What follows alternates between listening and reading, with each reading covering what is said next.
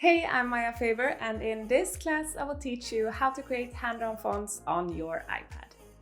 For a very long time, the idea of creating fonts was a bit scary to me. I'm not a lettering artist, I'm not a typographer, and it just felt like there was so much to it to be able to create your own font. And believe me, there certainly can be, and I'm not claiming to be an expert at creating fonts, but I found a way to create hand-drawn fonts that, after a bit of practice, actually isn't that complicated. In this class, we will use the app FontSelf. I tried a few different methods, apps, and online tools to create hand-drawn fonts, and this is the best tool that I've tried so far.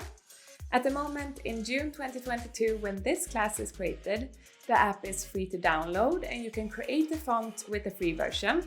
But if you want to export your font so that you can use it as an actual font, you need to buy the app. I bought the app for about €10, so it's not a huge investment to be able to make professional looking hand-drawn fonts.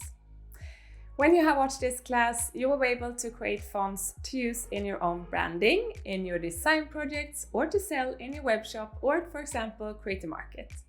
In this class, you will learn the very basics of how the letters and the font is built. We will talk about how to find inspiration to know which type of hand-drawn font you want to create.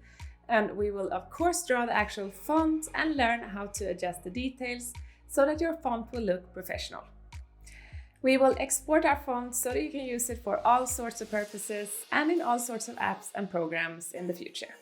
If you're interested in selling your fonts online, I've included a section about this in class where I will teach you how to create presentation images, how to upload your fonts to your Create a Market shop, and my tips on how to sell digital design assets online. To get you motivated to create your own fonts, I've included one of our favorite company fonts to download for free when you watch this class, and you are free to use it for both personal and commercial use. So are you ready to create your own hand-drawn font? Let's dive into class.